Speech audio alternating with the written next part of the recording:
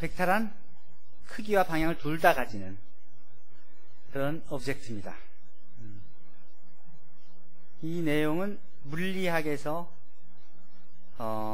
시작이 돼서 그에 대한 이론적인 근거를 수학에서 제공을 해왔고, 그것을 일반화시켜서 n차원 공간으로 확장을 했으며, 그것을 일반 벡터 공간으로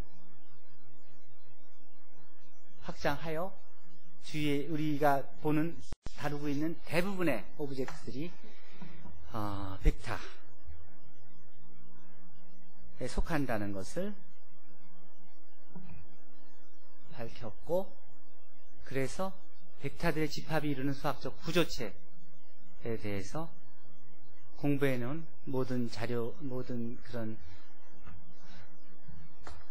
이론들을 다시 반복하지 않고 바로 사용할 수 있도록 타 분야에 기여를 해온 분야입니다. 오늘 다룰 내용은 공학과 수학에서의 벡터, 도대체 공학과 수학에서 벡터라는 것이 도대체 어떤 의미를 가지고 있는지에 대해서 얘기하도록 하겠습니다.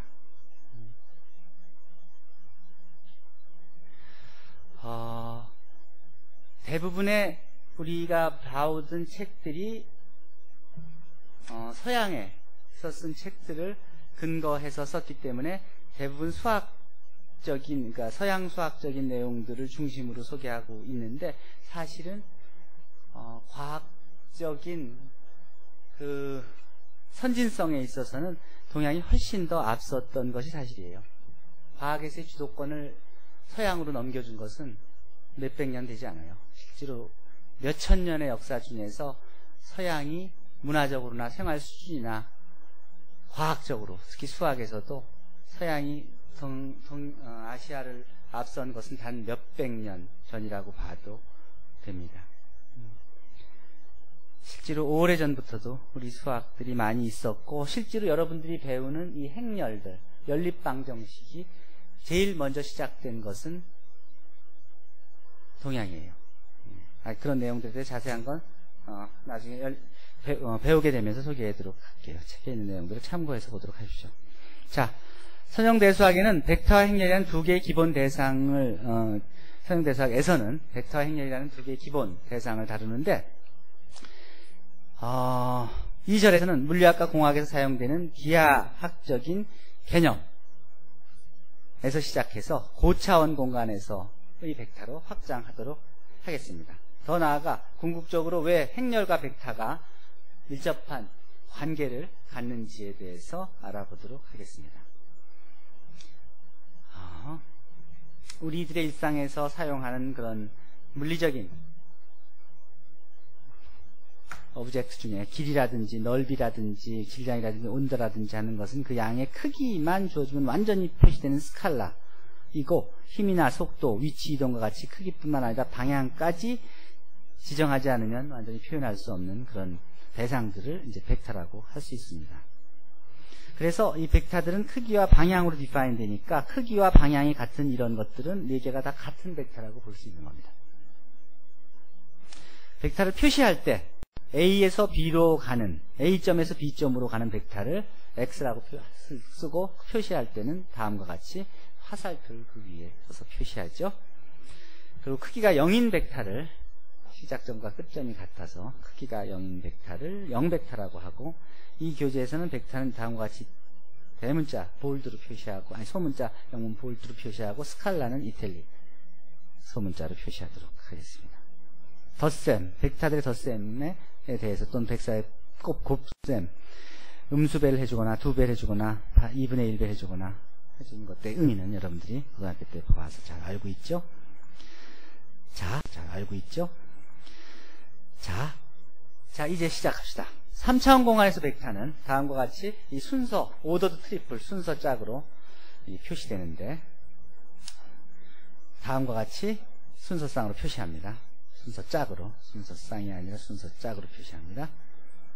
그리고 두 점 PQ를 다음과 같이 구분하고, 이 두 점 PQ를 잇는 벡터, 공간상의 벡터를 같은 방법으로 PQ 바를 써서 표시하죠. 자, P라는 벡터가 있고 Q라는 벡터가 있다 그러면 요 벡터는 사실은 원점만큼 빼준 요 벡터 Q', 요 원점에서 Q' 벡터가 사실은 같은 벡터로 전개됩니다. 크기하고 방향이 같기 때문에. 자, 이런 세 실수의 순서 짝들을 공간 벡터라고, 이 공간 벡터들의 컴포넌트 성분이 되는 것을 요걸 이 공간 벡터 X의 성분이라고 부르고, X1, X2, X3를 공간 벡터 X의 성분이라고 부릅니다. 컴포넌트라고. 그리고 이렇게 공간 벡터를 특별히 혼돈할 염려가 없을 때는 단지 그냥 벡터라고 부릅니다. 공간. 앞으로 RN에서의 우리가 다룰 벡터들은 다 공간 벡터가 되니까 그런 경우에 그냥 순수히 벡터라고 부르면 되죠. 앞으로 함수라든지 이제 행렬이라든지 하는 좀 더 다양한 일반화된 벡터들을 다룰 때는 구분을 좀 해야 되죠. 그러니까 유클리디안 공간에서의 벡터들을 공간 벡터라고 하고, 우리는 일단 유클리디안 벡터 공간, 즉 RN에서 배수학을 시작하게 되는 겁니다. 두 벡터가 같다는 의미는 두 벡터의 성분들이 다 같을 경우, 컴포넌트들이 각각 다 같을 때 두 벡터가 같다 그러고 상등이라 그러죠. 이 벡터가 어떻게 발전해 왔는지에 대한 얘기를 간단히 보여주고 있습니다. 아리스토텔레스에서 시작돼서 갈릴레오 갈릴레이를 거쳐서 메비우스를 거쳐서 해밀턴이 사원수로 발전시켰고, 이제 그라스만이 지금 우리가 쓰는 그라스만이, 이게 그라스만인데 해밀턴이고, 그라스만이 우리가 쓰는 그런 현대적인 의미로서의 벡터를 소개했습니다. 자, 4차원 쿼드러플이라고 그러죠. R4에서의 4차원 공간에서의 벡터, 이렇게 표시할 수 있죠. 기하학적으로 표시하기는 어렵죠. 자, 좀 더 이제 일반적인 공간인 n차원 공간에서의 벡터, n차원 공간에서의 bec 순서짝 n-튜플이라고 합니다. 다음과 같이 표시할 수 있죠. 벡터를 이렇게도 표시하고 이렇게도 표시합니다. 이게 행렬 표현이고 이게 벡터 표현입니다. 이게 맞는 표현입니다. 우리가 쓸 때. 이것은 왜 이렇게 썼냐면, 옛날에 타이피스트들이 타이프 칠 때 타자기로 이렇게 치기가 힘들어서 쉽게 쓴 노테이션이 AX = B를 생각해보면 쉽게 알 수 있을 겁니다. 나중에 더 자세히 얘기해 줄게요. 자, 모든 n차원 벡터들, 모든 n차원 공간 벡터들의 집합을 n차원 공간 Rn으로 표시합니다. 즉 Rn은 다음과 같이 표시되겠죠? n차원 공간 벡터들의 집합입니다. n차원 공간이라고 하죠. n이 1일 경우에가 바로 실수 전체 집합 R이고, n이 2인 경우가 기하학적인 평면이고, R3가 우리가 쉽게 표현한 이 공간 3차원 공간이 되고, R4, R5도 마찬가지로 유클리디안 공간입니다. 이걸 보통 통틀어서 고차원 공간이라고 합니다.